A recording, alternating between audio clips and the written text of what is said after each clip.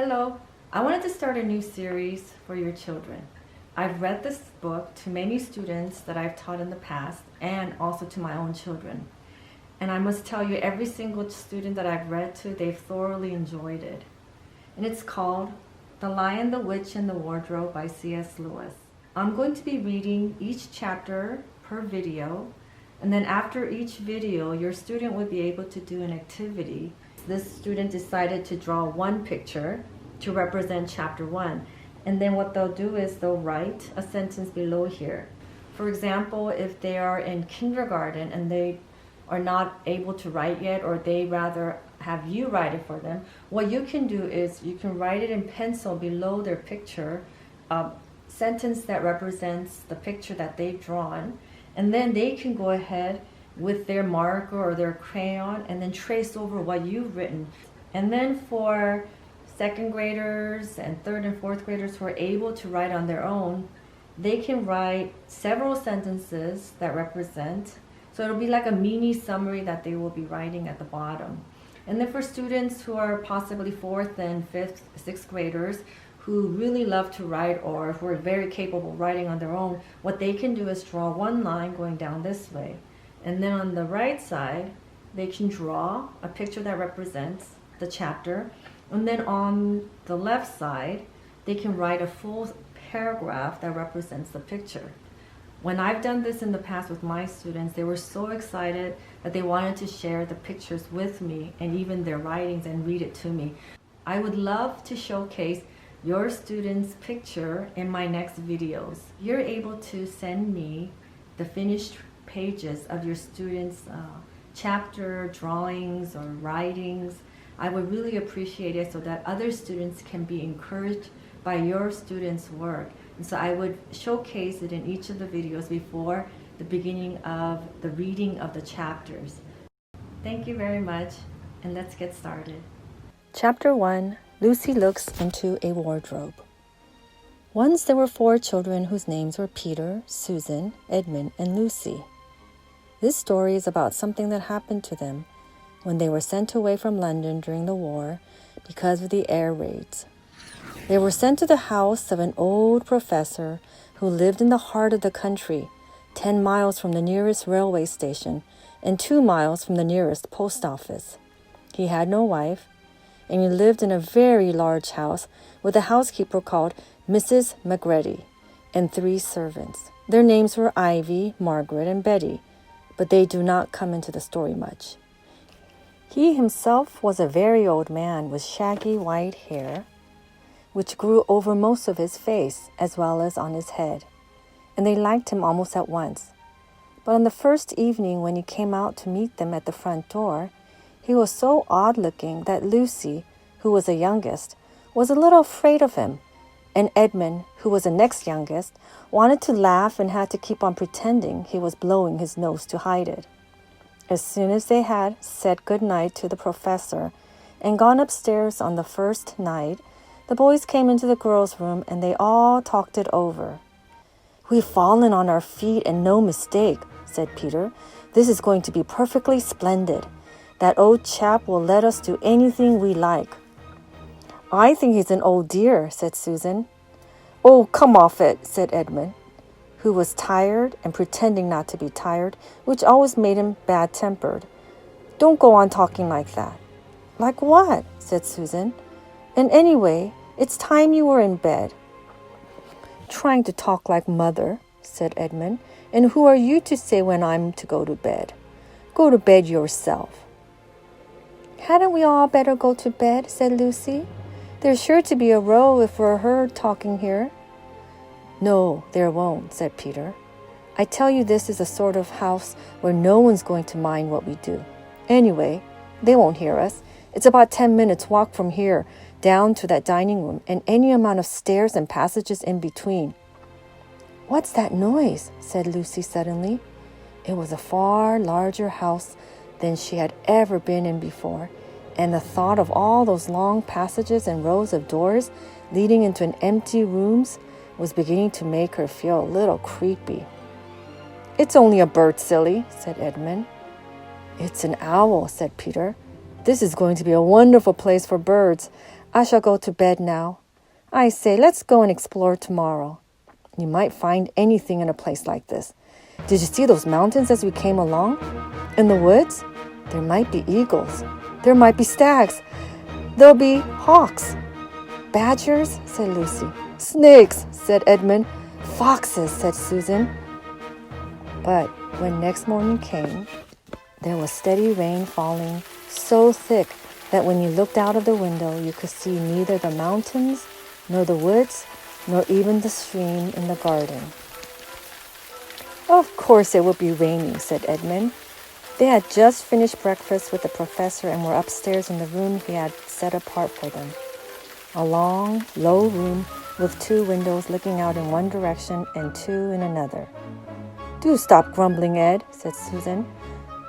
10 to 1, it'll clear up in an hour or so, and in the meantime, we're pretty well off. There's a wireless and lots of books. Not for me, said Peter. I'm going to explore in the house.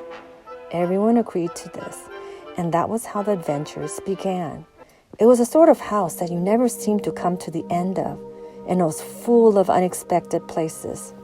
The first few doors they tried led only into spare bedrooms, as everyone had expected that they would. But soon they came to a very long room full of pictures, and there they found a suit of armor. And after that was a room all hung with green, with a harp in one corner, and then came 3 steps down and 5 steps up, and then a kind of little upstairs hall and a door that led out onto a balcony. And then a whole series of rooms that led into each other and were lined with books, most of them very old books, and some bigger than a Bible in a church. And shortly after that, they looked into a room that was quite empty except for one big wardrobe, the sort that has a looking glass in the door.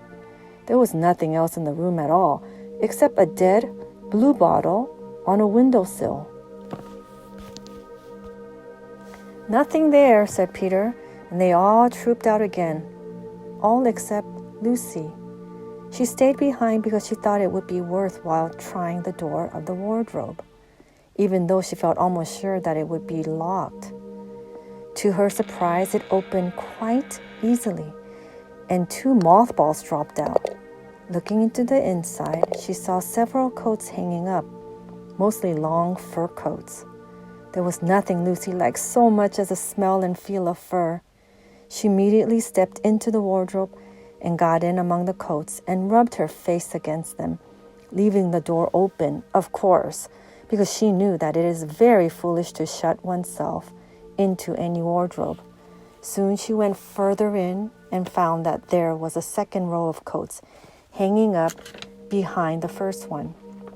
It was almost quite dark in there, and she kept her arms stretched out in front of her so as not to bump her face into the back of the wardrobe.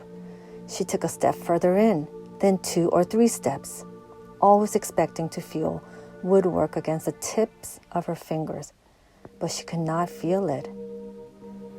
This must be a simply enormous wardrobe, thought Lucy, going still further in and pushing the soft folds of the coats aside to make room for her. Then she noticed that there was something crunching under her feet. I wonder, is that more mothballs? She thought, stooping down to feel it with her hands. But instead of feeling the hard, smooth wood of the floor of the wardrobe, she felt something soft and powdery and extremely cold. This is very queer, she said, and went on a step or 2 further. Next moment, she found that what was rubbing against her face and hands was no longer soft fur, but something hard and rough and even prickly. Why, it is just like branches of trees, exclaimed Lucy, and then she saw that there was a light ahead of her, not a few inches away where the back of the wardrobe ought to have been, but a long way off. Something cold and soft was falling on her. A moment later, she found that she was standing in the middle of a wood at nighttime, with snow under her feet and snowflakes falling through the air. Lucy felt a little frightened, but she felt very inquisitive and excited as well. She looked back over her shoulder, and there, between the dark tree trunks, she could still see the open doorway of the wardrobe and even catch a glimpse of the empty room from which she had set out. She had, of course, left the door open, for she knew that it is a very silly thing to shut oneself into a wardrobe. It seems to be still daylight there. I can always get back if anything goes wrong, thought Lucy. She began to walk forward, crunch, crunch, over the snow and through the wood towards the other light. In about 10 minutes, she reached it and found that it was a lamppost.